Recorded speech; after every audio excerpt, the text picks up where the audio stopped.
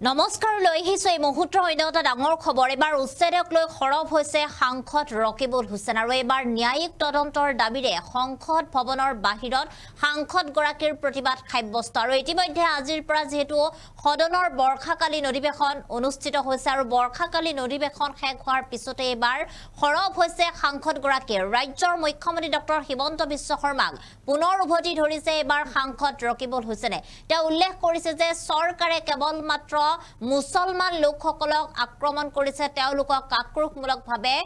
উচ্ছেদ চলোৱা হৈছে আৰু এই উচ্ছেদৰ ন্যায়িক তদন্তৰ দাবী লাগিব বুলি উল্লেখ কৰিছে এবাৰ সাংসদ গৰাকীয়ে জনাইছে এই মুহূৰ্তত সবিশেষ আমি জনাইছো এই মুহূৰ্তৰ অন্যটা ডাঙৰ খবৰ এবাৰ আদানীক মাটি দিবৰ বাবে অসমত মুখ্যমন্ত্ৰী ডক্টৰ হিমন্ত বিশ্ব শৰ্মাই চলাইছে উচ্ছেদ চৰকাৰে চলোৱা উচ্ছেদক লৈ এবাৰ সংসদ ভৱনৰ বাহিৰত প্ৰতিবাদ সাব্যস্ত আৰু প্ৰতিবাদ সাব্যস্ত কৰি উচ্ছেদক লৈ ন্যায়িক তদন্তৰ বাবে অনুৰোধ কৰিছে সাংসদ ৰকিবুল হুছেইনে আৰু ৰাজ্যৰ মুখ্যমন্ত্ৰী গৰাকী পুনৰ উভতি ধৰিছে ৰকিবুল হুছেইনে আমি দেখুৱাইছো এই মুহূৰ্তত কিছু দৃশ্য এনেদৰে আজিৰ দিনটোত পাৰ্লিয়ামেণ্টৰ বাহিৰত তেওঁ এনেদৰে প্ৰতিবাদ সাব্যস্ত কৰা দেখিবলৈ পোৱা গৈছে কেইবাগৰাকীও ব্যক্তিয়ে তেখেতক সমৰ্থন কৰা দেখিবলৈ পোৱা গৈছে আৰু ইতিমধ্যে তেওঁ উল্লেখ কৰিছে যে প্ৰতিবাদৰ নামত অৰ্থাৎ বাংলাদেশৰ নামত যিসকল অসমৰ সংখ্যালঘু মুছলমান লোক আছে ধৰ্মীয় সংখ্যালঘু লোক আছে তেওঁলোকক চৰকাৰে এতিয়া আক্ৰমণ কৰিছে তেওঁলোকক টাৰ্গেট কৰি লৈছে আৰু ইয়াৰ বাবে তেওঁলোকে উজনিৰ পৰা নামনি লৈ ইমূৰৰ পৰা সিমূৰলৈ বিভিন্ন ঠাইসমূহত থকা যিসকল সংখ্যালঘু লোক আছে তেওঁলোকক কেৱল মাত্ৰ আক্ৰমণ কৰিছে তেওঁলোকৰ ঘৰ মাটি উচ্ছেদ কৰি তেওঁলোকক বেঘৰ কৰিছে বুলি উল্লেখ কৰিছে আৰু ইয়াৰ লগতে কৈছে যে পুঁজিপতি ব্যক্তিসকল অৰ্থাৎ আদানী আম্বানীক তেখেতে বিভিন্ন ধৰণৰ প্ৰকল্প নিৰ্মাণৰ বাবে মাটি দিবৰ বাবে এনে ধৰণৰ কাৰ্য কৰিছে তেওঁলোকক মাটি দিবৰ বাবে বছৰ বছৰ ধৰি বাস কৰি অহা খিলঞ্জীয়া মুছলমান সকলক তেওঁলোকৰ নিজৰ ঠাইসমূহৰ পৰাই তেওঁলোকে উচ্ছেদ কৰিছে বুলি উল্লেখ কৰিছে এনে ধৰণৰ অভিযোগ ৰাজ্যৰ মুখ্যমন্ত্ৰী ডক্টৰ হিমন্ত বিশ্ব শৰ্মাৰ বিৰুদ্ধে ইতিমধ্যে তেখেতে উত্থাপিত কৰিছে আৰু তেওঁ কৈছে যে চৰকাৰে ইয়াৰ ন্যায়িক তদন্ত কৰিবই লাগিব আৰু যিসকল লোক তেওঁলোকে গৃহহীন হ'ল তেওঁলোকক উচ্ছেদ কৰা হ'ল তেওঁলোকৰ বাবে ন্যায়িক তদন্তৰ আমি দাবী জনাইছো আৰু চৰকাৰে এই সমগ্ৰ বিষয় সন্দৰ্ভত দৃষ্টিগোচৰ হ'বই লাগিব বুলি উল্লেখ কৰিছে প্ৰতিবাদ সাব্যস্ত কৰিছে আজিৰ দিনটোত সাংসদ ৰকিবুল হুছেইনে আৰু ইতিমধ্যে দেখুৱাইছো এনেদৰে সংসদৰ বাহিৰত তেখেতে আজিৰ দিনটোত এনেদৰে প্ৰতিবাদ সাব্যস্ত কৰিছে ৰাজ্যৰ মুখ্যমন্ত্ৰী ডক্টৰ হিমন্ত বিশ্ব শৰ্মাৰ বিৰুদ্ধে কেইবাটাও অভিযোগ আছে কেইবাটাও গুৰুতৰ অভিযোগ তেখেতে উত্থাপিত কৰিছে আৰু ইয়াৰ পিছতে সংবাদ মেল যোগে তেওঁ সেই কথা উল্লেখ কৰিছে এই মুহূৰ্তত তেখেতৰ কিছু মন্তব্য আছে সেই মন্তব্য আমি আপোনালোকক শুনাইছো এই উচ্ছেদৰ বিষয়ে প্ৰতিবাদ সাব্যস্ত কৰোঁ আৰু প্ৰতিবাদ সাব্যস্ত কৰি কেন্দ্ৰীয় চৰকাৰক এই কথাখিনি আমাৰ কথাখিনি সত্যতা আছেনে নাই তেওঁলোকে সঁচাকৈ হাইকোৰ্টৰ অৰ্ডাৰ নমনাকৈ তেওঁলোকে যধে মধে মানুহক অত্যাচাৰ কৰিছেনে নাই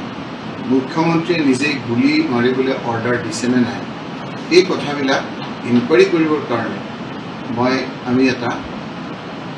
উচ্চ পৰ্যায়ৰ তদন্ত ডিমাণ্ড কৰিছোঁ আমি কৈছিলোঁ যে হাই লেভেল এটা judicial enquiry under the supervision of sitting Supreme Court judge. Sitting Supreme Court উচ্চতম ন্যায়ালয়ৰ জাজৰ তত্ত্বাৱধানত এটা উচ্চ পৰ্যায়ৰ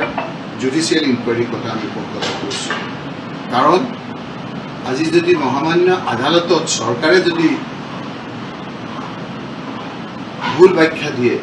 যদি তাত যদি আপোনালোকে যে মিছা কথা কয় তেতিয়া সাধাৰণ ৰাইজ ক'ত যাব গুৱাহাটী হাইকোৰ্টে কৈছিল যে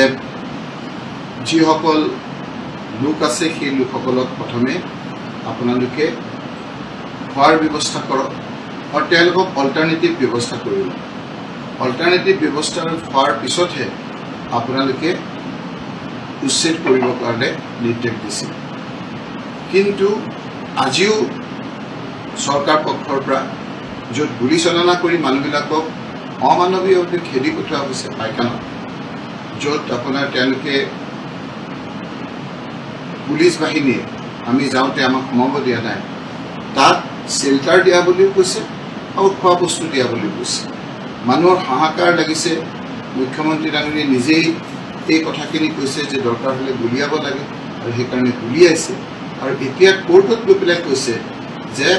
আমি চেণ্টাৰো দিছোঁ মানুহ থাকিবলৈও দিছোঁ আৰু মানুহক খাবলৈও দিছোঁ এনেধৰণৰ কথা যদি চৰকাৰে দিন দুপৰতে কোৰ্টত কয় তেতিয়াহ'লে আমি কোনফালে যাম আজি আমাৰ ন্যায়পালিকাক যদি তেনেদৰে ভুল পথে পৰিচালনা কৰে তেতিয়াহ'লে আমি এটা ইনকুৱাৰী সঁচানে মিছা কথাটো সুপ্ৰিম কোৰ্টৰ এজন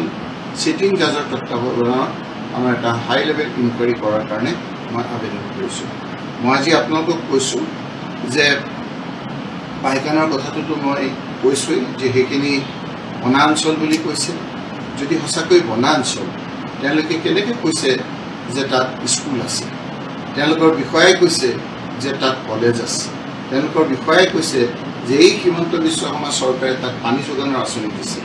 এই হিমন্ত বিশ্ব শৰ্মা ডাঙৰীয়াই এতিয়া নিজেই PWD মিনিষ্টাৰ হৈ PWD ৰাস্তা তাত কৰি আছে গতিকে বোকাত এনেদৰে মিছা কথা কৈ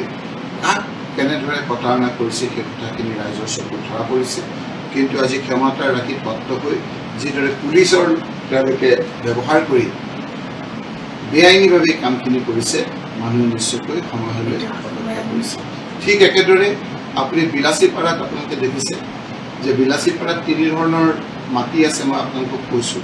এটা হ'ল চৰকাৰে এলটমেণ্ট দিয়া মাটি মই আপোনালোকক অৰ্ডাৰ দেখাই দিম সেই